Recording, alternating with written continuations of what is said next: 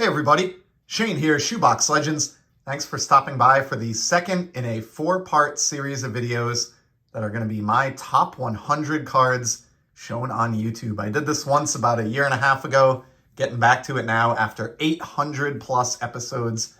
We're going to look at the top 100 cards, and we're just going to dive in today. If you missed the first installment, covered cards 100 through 76, and today we're going to do 75 through 51 with the top 50 yet to come. Let's just get started in the number 75 slot. One of my favorite soccer players ever to grace the pitch, and in my estimation, the best 21st century soccer player, Leo Messi. This guy has cemented his legacy in the last couple of years, especially with the willing his team to World Cup victory in 2022, and then bringing his talents here to Major League Soccer in the United States and bringing some needed attention to U.S. soccer. So love Messi. He's an all-time great. And this, of course, is a throwback to the 1993 Topps Finest baseball refractors. So it's an epic card in that sense, but it's the gold numbered out of 50. So pretty tough Messi card there. You can see the serial numbering, 25 of 50. There's a lot of demand for his stuff. He's a very, very popular player in the soccer market, and I'm super grateful to have that one. Next up, at number 74, we have a combo card. Saw one of these from the 1960s in the first installment. And today we go back to the 50s for one of my all-time favorites, the 1957 Topps Dodgers Sluggers, Carl Furillo, Gil Hodges, Roy Campanella, and Duke Snider. A couple of these guys are going to appear later on their own solo cards, but this is just combo cards at their best right here. Love the scoreboard advertising and just the way this photograph is aligned. These guys leaning on the bats, just Brooklyn Dodgers, can't go wrong.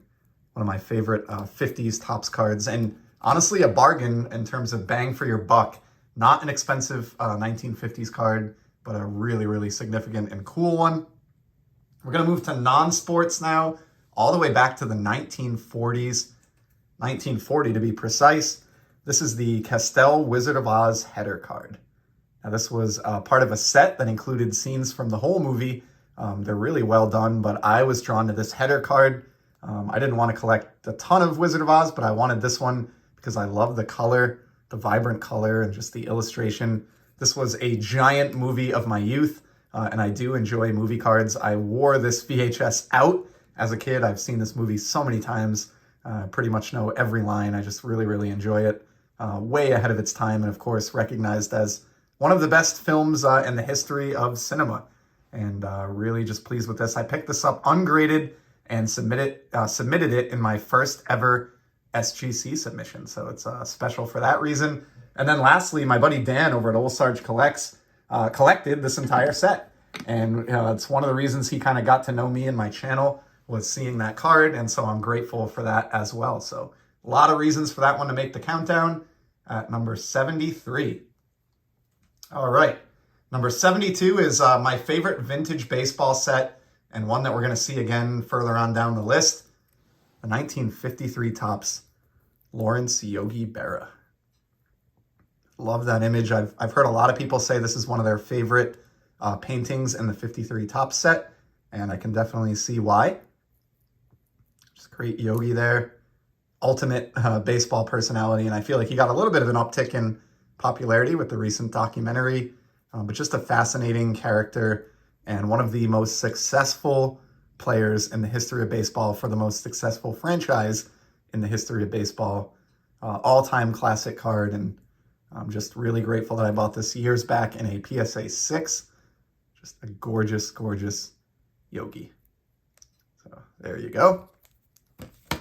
All right, the next one is going to be maybe a little bit controversial. I don't know if everyone would put this on their list, but I think it belongs here. And I may have even moved it up a little bit from the last time that I did this countdown a couple of years back. It's the 1986 Topps Traded Barry Bonds rookie. This is not the Tiffany or anything. That would be nice, but this is just the regular base Topps card, the rookie card of the guy who hit more home runs than anyone else in the history of baseball. And whether or not you think an asterisk belongs at the end of that total is up for debate, but what's not up for debate is he hit more home runs than anyone else ever. And so I think he should be included in a well-rounded baseball collection for that reason. I understand those that consider him a cheater. Or I'm not going to get into what happened later in his career. But even before his big head days in the 90s, this guy was one of the best. And I think he deserves to be on this countdown. I'm not a Bonds super collector or defender by any means. I have softened on him a little bit over the years, though, and I just think he belongs in this list. I think this is an epic card, and even in a high grade like this, you can get this for under $50 because it's from the 1980s when they made plenty of this stuff. And I don't know, I just think when you look at, or it's really cool that you can have the rookie card, Topps rookie card of Barry Bonds, and the Topps rookie card of, say, Hank Aaron, from decades earlier, from the same brand and the same general concept. And so I just really dig this card. I love the color matching and the word Pirates and the uniform, all of it, just really, really cool. And yeah, opinions on Barry Bonds aside, I think that one deserves to be on the list. And I stand by putting that at number 71. All right, last card now from the 70s at number 70. It is Le Magnifique Mario Lemieux, and it's the first relic card, I think, in the countdown. We're going to see a couple of these. This is an Upper Deck ingrained hockey stick relic, numbered to 100, and check this out. I mean, this guy was an immense talent, lost some time due to illness, but even despite that, put together one of the most successful careers of anyone in NHL history. He's kind of the ultimate what could have been case as well, had he not missed all that time with health issues. But I love that I have a piece of his game-used stick. And not only that, but having watched these relics for a long time, this is maybe the coolest one that I've ever seen for Mario Lemieux, with the actual piece of his stick featuring the NHL Shield logo. I mean, that is fantastic. For those that aren't hockey fans, trying to think of what this is equivalent to, getting like a Willie Mays game-used bat where it's like the name piece on the bat barrel on the card. That's kind of what we're dealing with here from a hockey card perspective. So just an awesome Lemieux there. All right, we're down now into the 60s. We saw this guy a moment ago on a combo card, and here he is solo from 1951 Bowman, common theme for this countdown. Duke Snider. Picked this one up in the last year. It's graded a 2 because the corners are pretty well dinged up on all four. But I just wanted a well-centered copy, which is very tough with this card, and one with a great image on it because I love this image. It's the perfect card for a horizontal layout. There's some mystery figures in the background. Once again, Brooklyn Dodgers, like when it comes to, the heyday 1950s vintage baseball cards, it just doesn't get much better than the Brooklyn Dodgers. So pumped to add that 51 Bowman to the collection. My favorite Duke Snider card by far. Don't have too many of his. All right, next up, we have a very appropriate card, number 68, and it's from the 1968 Topps set, the great Tom Seaver. This is his second year card, and much like I said in the first portion of the countdown, when I covered, I think, the Joe Morgan second year card, I prefer this to the rookie, to the multiplayer rookie. Also, the multiplayer rookie for Seaver is insanely expensive due to being a high number short print. So this is my oldest, and probably always will be my oldest, Tom Seaver card. Just dig the image. I love the light blue background contrasted against the darker blue Mets cap.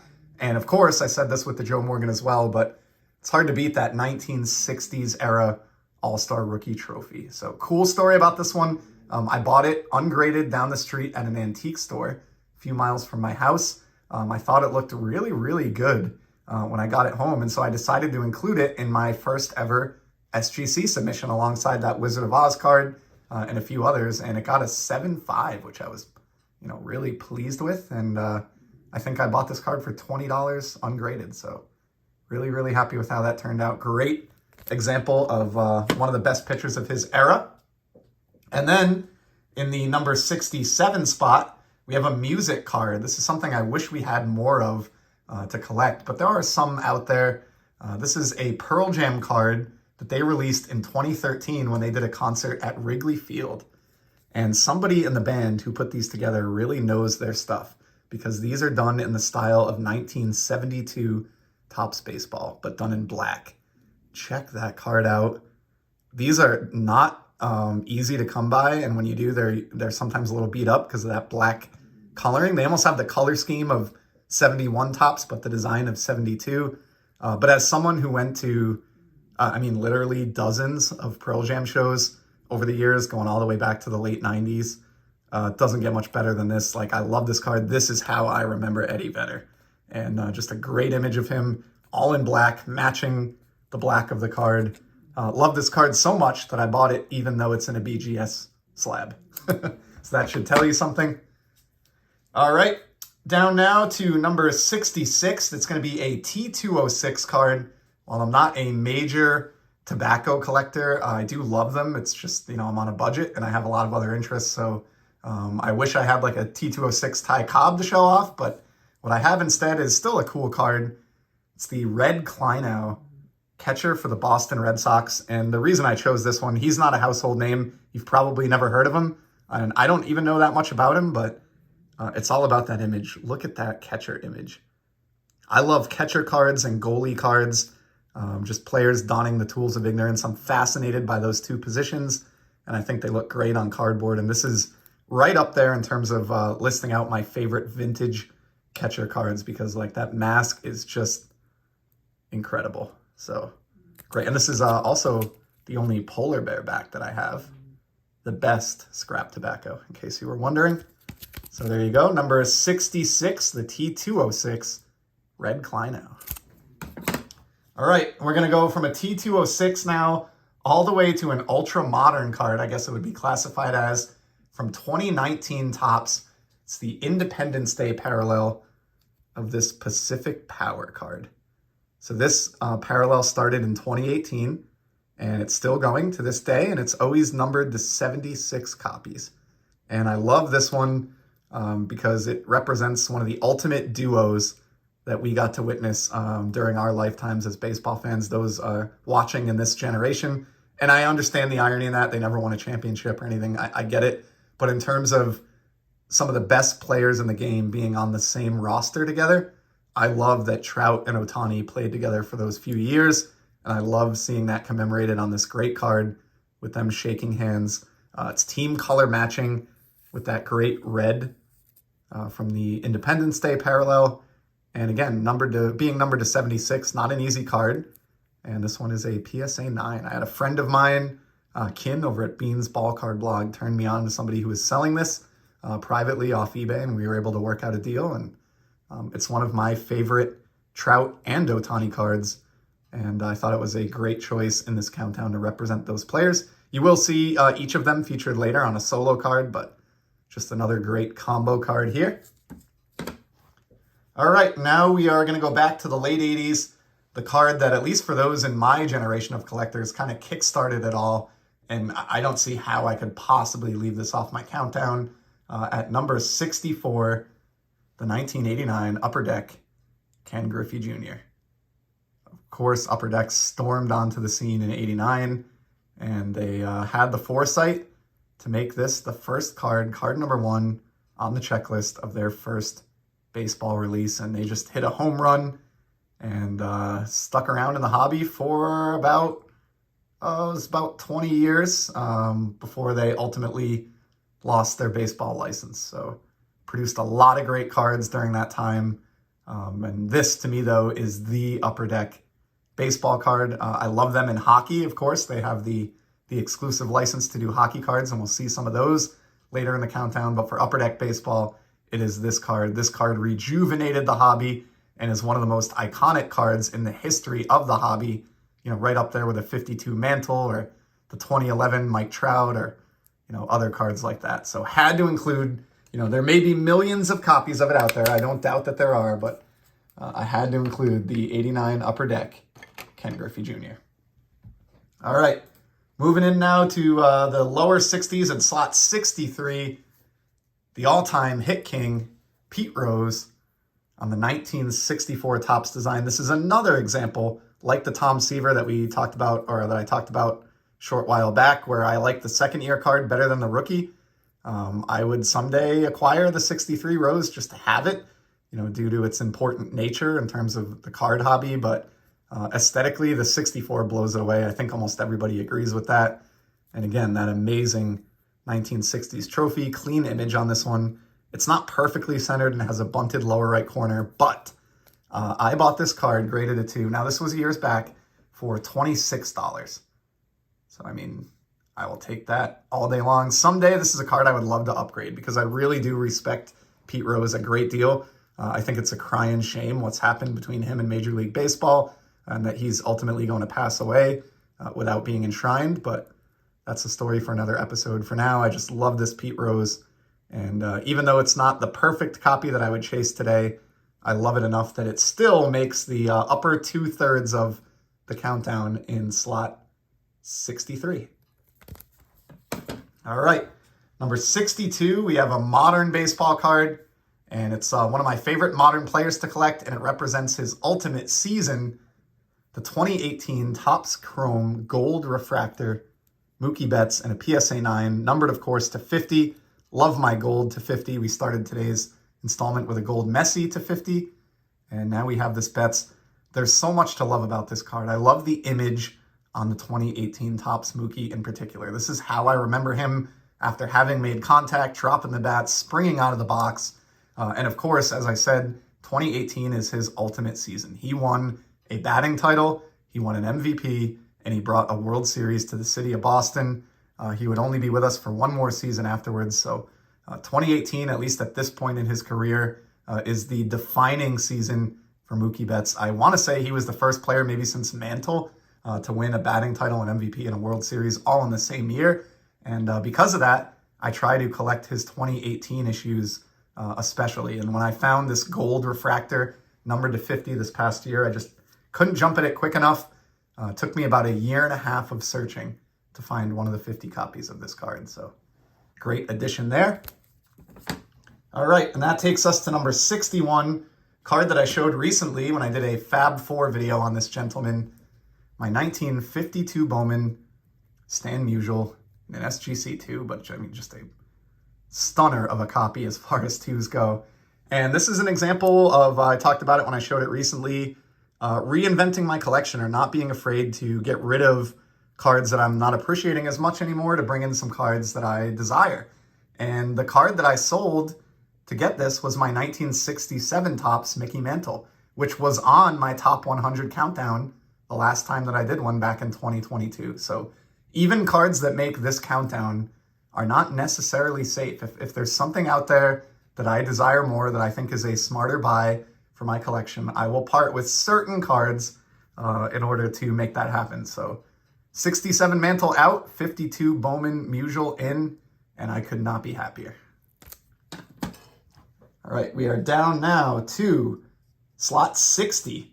This is going to be the first ever shiny card, really the advent of shiny cards, 1993 Topps Finest. It's impossible to state what a big deal these were at the time and that they still are today.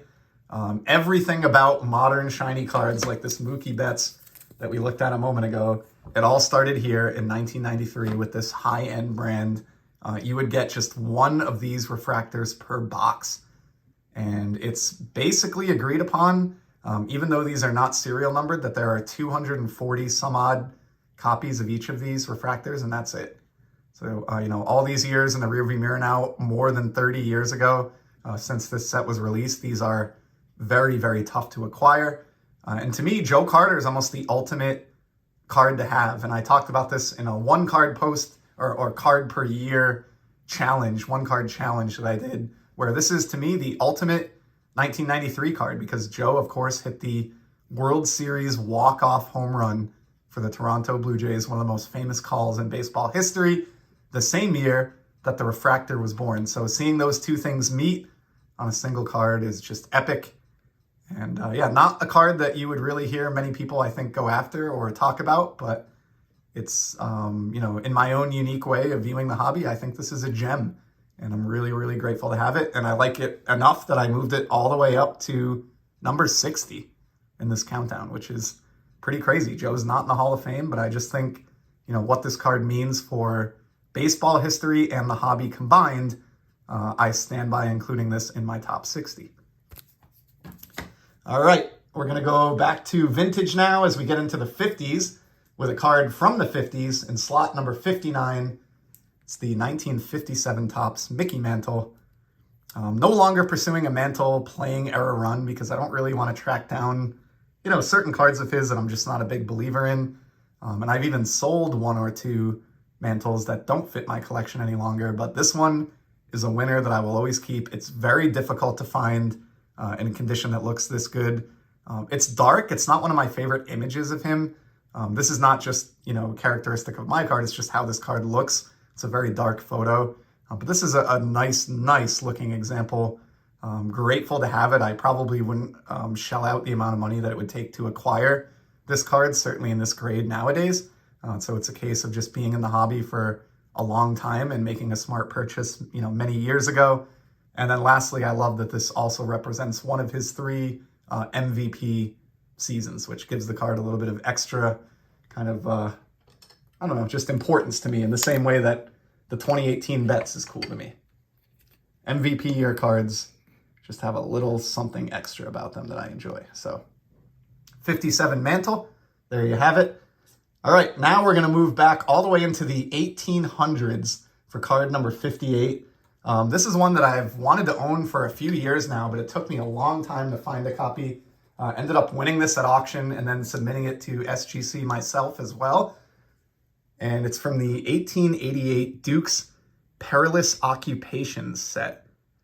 It's a bad decision by the umpire. Getting a little bit of glare here, but look at the shape that this card is in from 1888. Now, this isn't strictly a sports set. There's tons of non-sports cards in this set. Just any job that's dangerous or perceived to be dangerous could be on here. So like a firefighter might be on the checklist and a lion tamer, but they did include this umpire card, which I think is just hilarious. I love the artwork. I don't know why it's a little bit blurry here, but love the artwork. I love the concept of the card. Here's a look at the back, which is in great shape as well. And there's a little bit of pencil writing on here, which I think is why this got the grade that it did. I was just happy that it came back authentic. We're talking a card from 1888. I am just happy to have a copy of this that survived, for more than 100 and what? Coming up on 140 years, 135 plus years now. That's crazy. So great card there. And then we're going to jump forward nearly 100 years from that to card number 57, another great cinematic card to go along with that Wizard of Oz that we looked at a few cards back from the 1980 Star Wars Empire Strikes Back release. It's the Embrace the Dark Side card. I have a whole segment of my collection that's Star Wars. It's the ultimate movie franchise of my youth. I love it. I watch these movies to this day. I enjoy a lot of the spin-offs, and this card represents the giant plot twist from the original trilogy. This was the moment in the movie that's considered the best Star Wars movie of all time by most fans, where Darth Vader reveals that he is indeed Luke's father. And as far as cinematic importance, moments in movie history, this is pretty much the tops for me, pun intended. And so I'm really, really grateful to have a copy of this card in a fine PSA 9. And this is the only Star Wars card that made the countdown. I have a whole giant Star Wars collection, but this is the only one that made the top 100. So great choice there. All right, now we're going to move slot 56 back up to modern baseball. Guy signed a big deal in the offseason with the Yankees. Juan Soto. I think this guy has just got such promise. He's already done so much in his career, and he's still in the first half of his 20s. He's got a batting title, a World Series. He's racking up the counting stats, and I'm really pleased to have this rainbow foil version of his classic rookie card from 2018 Topps Update. This set is also very notable just because in addition to Juan Soto, you had Shohei Ohtani, Ronald Acuna, Rafi Devers, a really talented rookie class, players that are winning MVPs and making amazing kind of legacies for themselves. And I think Juan Soto has quietly been a part of that. And I'm even though I'm a Red Sox fan, I'm excited to see what this guy's going to do in the Bronx. And I hope he's able to stay healthy and put together just an incredible career. He's certainly on the trajectory for it so far.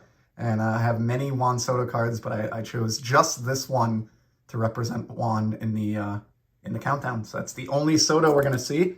A couple cards left here. We're almost wrapped up. I know we're getting a little bit long here. At number 55 now, we have another rookie card from the 1970s.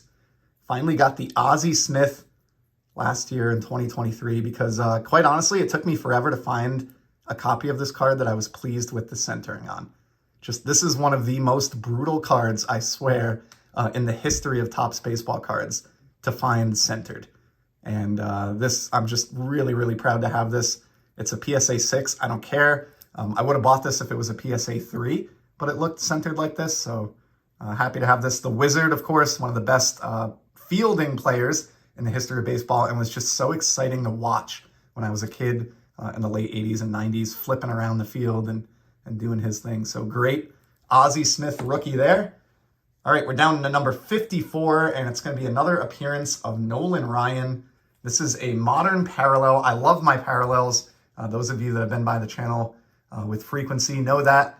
And probably my favorite parallels of the 21st century came in 2011 Topps.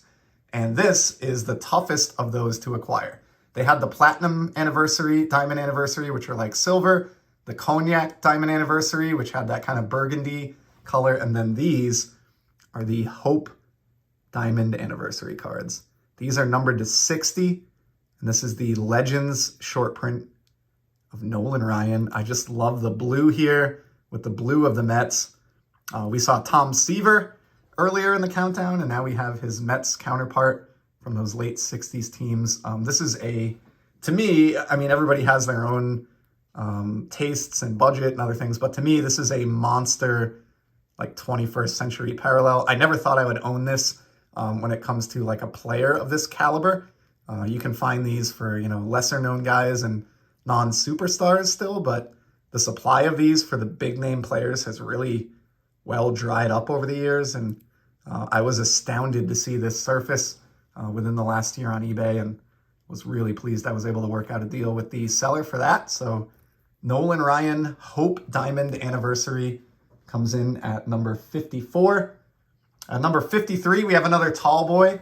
In the first installment, of the countdown, we had the Wilt Chamberlain tall boy, and in this time we have a hockey version. Mr. Hockey, in fact, Gordie Howe. We will see him again further down the countdown. Maybe the best player ever to play the game. He's in the conversation with the likes of Wayne Gretzky, Mario Lemieux, and Bobby Orr. Certainly the best player of his era, 50s, 60s, and even into the 70s. And this is a gorgeous 1964-65 Topps tall boy. Love this card. Another one that I never thought I'd own, but thanks to the low assigned grade, this one got a 2 because there's a crease, just a light surface crease you can see there going through his forehead. But you only see it at certain angles, and it really doesn't detract from the overall appeal of this card, which otherwise would be well outside the range of what I would pay for a 60s, hockey single. So fantastic card of a Detroit Red Wings legend there, the great Gordie Howe. All right, we got 2 more to go to wrap up today's video. We're going to go backwards here to the 1950s with this 1950 Bowman Yogi Berra. Probably my favorite image on any Yogi Berra card ever created. Just really, really adore this one. I mentioned this with the 64 Topps Pete Rose, but this is another card that I would consider, upgrading and trying to find a slightly nicer version of in the future. This one's great. I'm certainly grateful to have it, as evidenced by the fact that it almost cracked the top 50 here, or the top half of this countdown. I bought it years ago, so I didn't pay much for it, but I think I could get a copy that's even a little bit better visual appeal. And this PSA case with this floating around in here just drives me bananas. So if I could find one of these with a nice frosted PSA case that holds this card perfectly in place, I would consider upgrading it and selling off this one. But regardless of what copy I have, I love this card, and it was an easy choice. This was on my countdown the first time around, and it survived the cut and comes in at number 52. And then the last card for today, we're going back to the 1915 season One of my favorite, probably my favorite pre-war set, the Cracker Jack release that came out in 1914 and 1915. This one here is a 1915 Charles Heine Wagner. Not the Wagner that you think of when you think of ball players from around this era, but I love this card for obvious reasons. This was, I think, the first Cracker Jack card I ever owned. I bought it years back, and I still remember just being so surprised and excited that I could afford any card from this set. But it wasn't, back then with it being a no-name player like this, it wasn't all that expensive. If I recall, maybe around $100. I don't know what they go for now, but man. Again, another card that makes the list just because of how aesthetically pleasing it is. It doesn't need to be a Hall of Fame subject or anything like that, an iconic card or a rookie or an autograph or any of that. Just a beautiful card. It's well over 100 years old. I love the red in that, and of course with the Red Sox written prominently across the front of the uniform. This is an absolute favorite pre-war card in my collection, and it's gonna round out today's video at number 51 in the countdown. So that is a wrap. Went about 30 minutes again. That seems to be the going rate for these. I hope you're enjoying this. Please stay tuned for the next 2 installments, which will cover the top 50 cards. And in the meantime, I hope you're all enjoying the hobby. Take care.